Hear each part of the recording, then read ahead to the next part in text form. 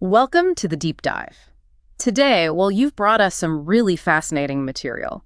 We're looking at the daily readings for June 24th, 2025. That's right. It's a significant day in the Christian calendar, the Solemnity, the Nativity of St. John the Baptist. Right, a solemnity marking its importance. And our mission for this deep dive is to explore these powerful readings. We've got Isaiah, Psalms, Acts, and Luke. And alongside those, there's also a really insightful modern reflection, a commentary helping bridge these ancient texts to today. Exactly. We're trying to uncover insights about, divine purpose, how a life can be shaped by a higher plan, and maybe how preparation for that looks. Okay, let's unpack this. Indeed. And what's really striking, I think, is how these texts, written centuries apart, weave together this powerful narrative about a life called right from the very start. And we'll explore what that calling, that sense of purpose from the beginning, might mean for you listening today. Yeah, how does John the Baptist's story, which seems so, predestined and focused, offer lessons for us when our own paths often feel, a lot less clear? That's the core question, really. So let's kick off with the first reading. It's from Isaiah chapter 49, verses 1-6.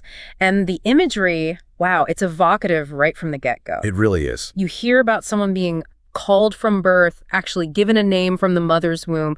It's this incredibly strong idea, isn't it? Purpose woven into you before you even breathe. Absolutely. Before existence, almost. And the text goes on describing this person being made like a sharp-edged sword or a polished arrow, but then concealed, hidden away. Which is interesting in itself. Yeah. Powerful, yet hidden for a time. Yes. And there's even this moment of doubt where the speaker thinks they might have toiled in vain, but then there's this shift, this trust. My recompense is with my God. That human element of doubt, even within a divine calling, it makes it relatable. Totally. But then it gets bigger. The declaration, you are my servant Israel, through whom I show my glory. Okay, seems focused on Israel. Initially, yes. But then it expands. The mission broadens, not just restoring Israel, the survivors of Israel, but becoming a light to the nations. That's the key expansion. Right, so that God's salvation, this ultimate rescue and well-being, may reach to the ends of the earth. That's a huge leap from a national focus to, everyone. It's a fundamental shift. And what strikes me in Isaiah, beyond just the preordained call, is that tension you mentioned. That feeling of maybe toiling in vain. It's not just, here's your purpose. It suggests a journey of finding or reaffirming that purpose, even when things feel fruitless.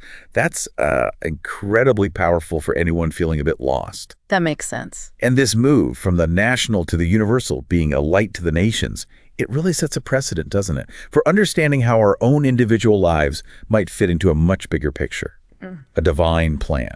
Okay, so Isaiah paints this grand universal calling. But how deep does that connection go? How personal is it? That seems to be where the responsorial song comes in. Exactly. Psalm 139. It brings it right down to the intensely personal. And the refrain itself, I praise you for I am wonderfully made. It connects so directly to being formed, called, right from the start. It's one of the most intimate passages, really. God's knowledge from conception. You have probed me, you know me. You understand my thoughts from afar. Yeah, it's incredibly detailed. You formed my inmost being. You knit me in my mother's womb. It really hammers home that fearfully, wonderfully made idea. That image, knit me in my mother's womb. It's so deliberate, like a craftsman. Yes, meticulous, not accidental. And this ties perfectly into that modern reflection piece we mentioned, the divine purpose reflection. How so? It actually quotes this psalm and then states, the birth of John the Baptist reminds us that every life has a divine purpose, even from the very beginning. It explicitly links the ancient words to this core message for you, the listener, a reminder of inherent design. So we have this deep sense of being called, personally known, wonderfully made. But how does this actually manifest? How does it play out? Acts gives us John the Baptist as that key example. Right, connecting the ancient prophecies to the unfolding story around Jesus. We're looking at Acts chapter 13, verses 22-26. Paul is speaking, and he's tracing the lineage from King David to Jesus. Setting the historical context. And he highlights John the Baptist's specific role. John, he says, heralded his coming by proclaiming a baptism of repentance, preparing the way. A specific preparatory role. But what really stands out to me about John here is his humility, his crystal clear understanding of who he isn't. That's crucial. He says, I am not he.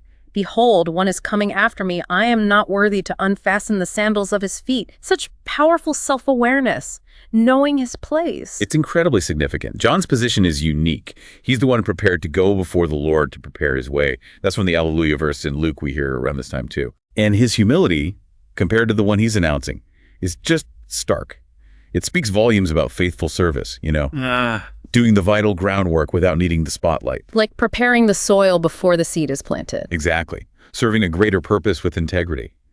And that baptism of repentance wasn't just about water. It was a call for inner change, a turning around, getting ready internally for what was coming. A profound shift needed, which leads us right into the gospel reading itself from Luke chapter 1, verses 57 to 66, and then skipping to verse 80. The birth narrative. Yes, the story of Elizabeth finally giving birth, and everyone's rejoicing, the neighbors, relatives, because the Lord had shown his great mercy toward her. A moment of great joy and relief. And naturally, following custom, they assume the baby will be named Zechariah after his father. The expected thing to do. But then, the pivotal moment. Elizabeth just insists, flat out, no, he will be called John, even though, as they point out, nobody in the family has that name. A clear break from tradition. Yeah. You can imagine the surprise. Totally.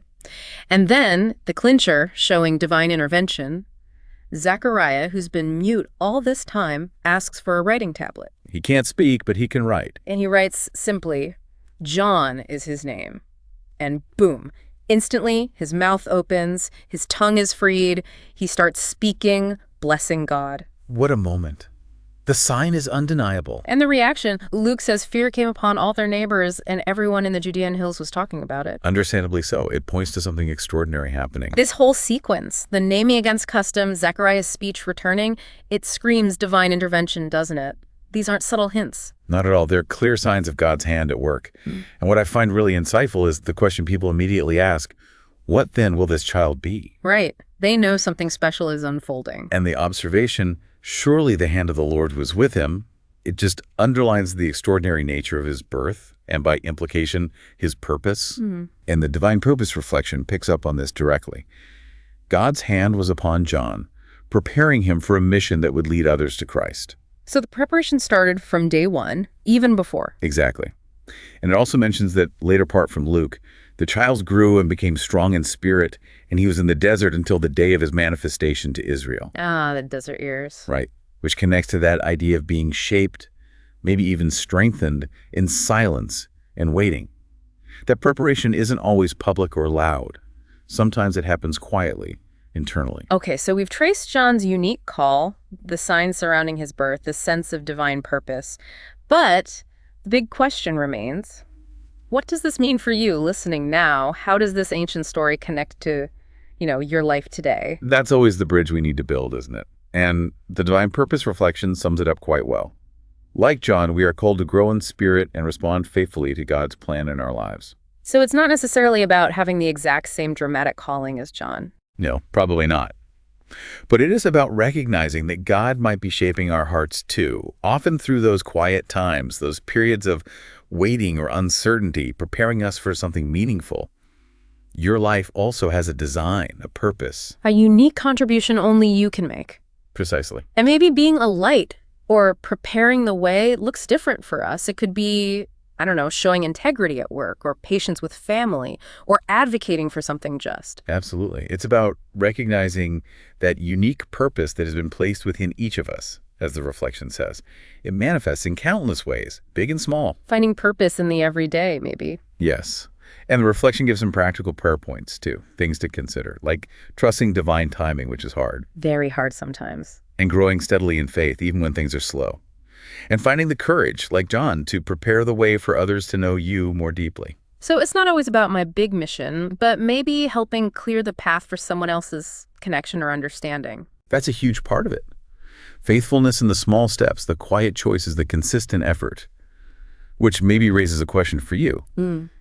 How do you live out that sense of purpose when life feels, ordinary? The reflection closes with, may my life reflect your grace and bring glory to your name.